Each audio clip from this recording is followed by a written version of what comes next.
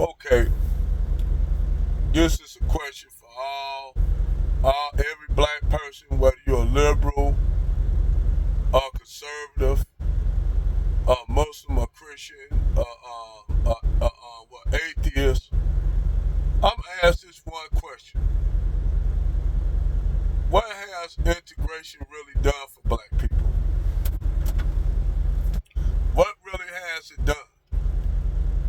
See, the thing is, this is what people don't understand about that movement. And at first, Malcolm X and brother Malcolm and brother Martin, they were at a disagreement for one time at this. But after a while, you know who started to change his sentiment? Martin Luther King. And by Martin Luther King taking the advice that Malcolm X said of basically integrating into a burning house. See, the thing is, integration. White people really White people don't want to live around black people now. Let's just keep that real. Let's just keep that 100. Let's keep that at 100, level 100. White people really don't want to live around black people because the honest truth is, majority of white people really don't like black people. Now, what you mean by that? They don't. They just tolerate us. They tolerate us. They tolerate you on the job. Now, I say you'll have a few exceptions to that rule. I ain't gonna say all, but majority of white people really don't want to live around you. Why you think when white people see you move in a community, they out there trying to move out? And the funny thing is, they just don't even do this to black people. They actually do this to Asians as well. When so many Asians move in a community, white people want to move out. See, white people really don't want to live around, particularly black people. But on the other hand, they don't want you to have your own autonomy. They don't want you to have your own thriving communities. They don't want you to have group economics. They don't want you to have all these things that encompass a secular community where people are thriving. And you see this throughout, not only, when we was the first ones to do it, to create our own thriving black community. I ain't gonna say the first, because you had it in Brazil where you had communities in the Amazon, black communities that were thriving. And what happened is the Portuguese found a way to get in there and infiltrate it and destroy it. So white society hate for black people to have any kind of autonomy, any kind of economic mobility, because they see it as a threat. Same thing in Africa. If you go to Africa and look at it, why you think that they beat so hard to just try to keep Africa subjugated under bullshit like Biden pushing this LGBTQ in Uganda and Tanzania and shit, pushing this LGBTQ agenda, which is really this shit is why do Africans need to support such shit when they try to get themselves economically out of their situation? So you have it in Guinea-Bissau, Mali, and Niger. Those three brothers, they unified their country to have a block against all the other sub-Saharan countries who are siding with the UN, because they are afraid, those countries are afraid of their people rising up like Nigeria and others, because they're afraid of that shit spreading out and other countries throwing off the yoke of neo-colonialism, or white supremacy, as I call it.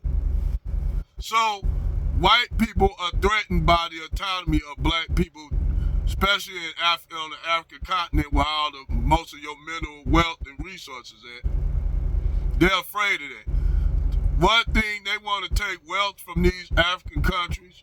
They obtain wealth from black people, but they don't want you to live in their community. They tell Africans, oh, we want y'all wealth and stuff, but we don't want y'all in our country. It's almost like a parasitic life form living in somebody's body, and you try to get it out, but that parasitic life form just buries itself deeper and deeper into you where you can't get it out. That's white supremacy. That's globally, not just here in the United States. I mean, United States of America, the United Mistakes of America. Hell no, I just made that up. The United Mistakes of America, because that's what I'm gonna start calling America. The United States Mistakes of America. That's what I'm gonna dub this video. The United Mistakes of America. So, how? Back to the subject at hand before I got a little bit off. What has integration really done for the black community? Integration haven't done nothing. All it done was create more bed wenches, more bed bucks, and more sellout niggas, and more people who want to take wealth out of the community, who want to move outside the community. And what they do in those communities, they flood those communities with drugs and shit. We already know that the CIA and DEA are the biggest dope peddlers on the goddamn planet. Right here in the United States, they peddle more drugs to the dope boys than anything. They sit up there and try to hide their dirty hands like they haven't done shit, like they actually fighting the war on drugs. When they criminalize black men when they sell crack, but when white folks get caught with opioids, heroin and shit, oh, we gonna get them rehab. But yet this Sharika bitch, I just gotta constantly mention this bitch. But yet she talk about this racism against white people. I don't know what goddamn planet you living on, bitch, but it ain't planet Earth. I'll tell you that. You somewhere on Mars and shit, living on a planet that have very little, only 10% gravity, with no oxygen on it. That's your ass living on it without no motherfucker environmental suit. But anyway, you know, we all know that the CIA was heavily involved in putting drugs in the black community. We already know how the United States itself had an ongoing war all the way from Reconstruction to to Jim Crow and Black Power movement of destroying the black community. But y'all Negroes who are conservative and liberals think we living in a haven. Y'all don't think we're under attack. Niggas, we always under attack. Fuck y'all talking about. We always under attack. Y'all niggas want to live in denial of that you are not under attack. So they put out your liberal coon buck dancing, tap dancing Negroes, your conservative tap dancing, bed witching and broke buck ass niggas. Shout out to Tariq and Jason Black and Professor Black Truth. They put y'all niggas out here to do the dirty work, to be their mouthpiece, cause they're afraid. They too afraid to come out and say the shit and look racist when they really are racist, but they're afraid to come out. See, I respect a real racist motherfucker. I respect the David Dukes.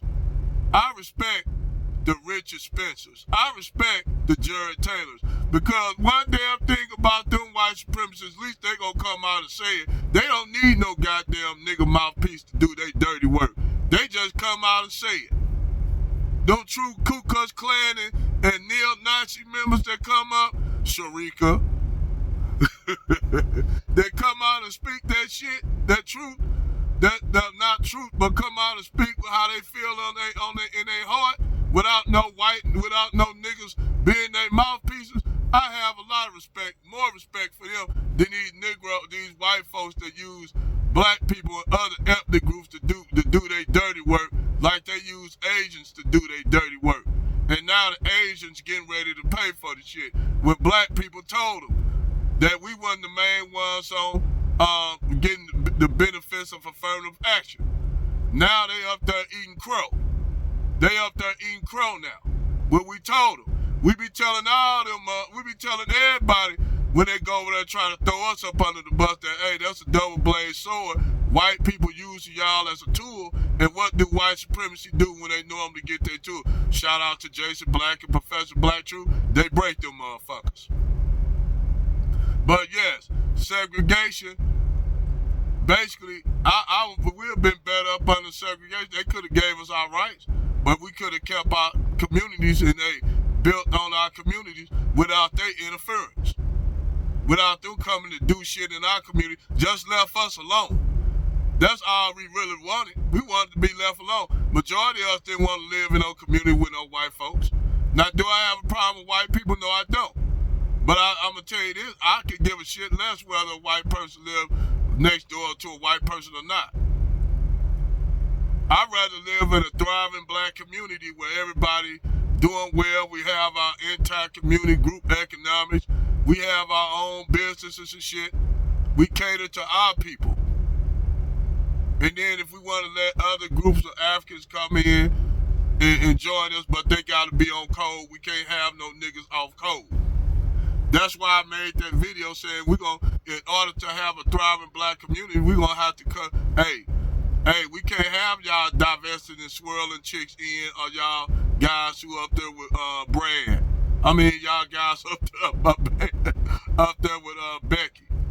Maybe when we get our community established, we get shit right. If you want to bring Brad or Longstay on some, we cool with what y'all trying to do. We have no problem with y'all practicing group economics. As long as those white men and white women come over there with y'all and they don't fuck with our shit and try to do shit to derail us, we good. Then if they want to come in, fine. But first, we got to establish a community. We got to establish a community. You did? And in order to establish that community, we got to do it. We can't have no, like I said, we can't have no sellout ass motherfuckers, liberal or conservative niggas involved in it. We got to cut them out, leave them niggas out there. Why? Because they'll come one trying to push their liberal far leftist leaning agenda on us, the other trying to push this right-wing, alt-right agenda in our community. We don't need that. We don't need our community fractured. We need our community intact, and that's why the black community is so motherfucking tattered, because we have all these different fractions in our community. And that's all by design. That's all by design, to keep the black community, the FBA black community fractured. Because long as we fractured, they could always say, well, no, look at these black people, they this and that. So either if we did well and got ourselves together, we a threat to them even more so. We actually more so a threat by having an intact black community. We a threat to them. Because the whole point, that's why when SARS WP said what he said when he was in a bar with the guy, white guy, and the white guy was talking about black people always complaining this and that. So SARS said, well, I'll tell you what, let us create our own black thriving communities, then we practice group economics amongst ourselves. You know what that white man said? But that's racism. So now it's racism. Damn if we do for ourselves, damn if we don't. So I asked them white supremacists, these white folks that talk this shit, you should want us to have group economics where we can be out your hair. You would think y'all want that, but they don't. Because actually they just want us to disappear. Hell, they want Africans on the continent to disappear. These are true facts. But like I said, I digress.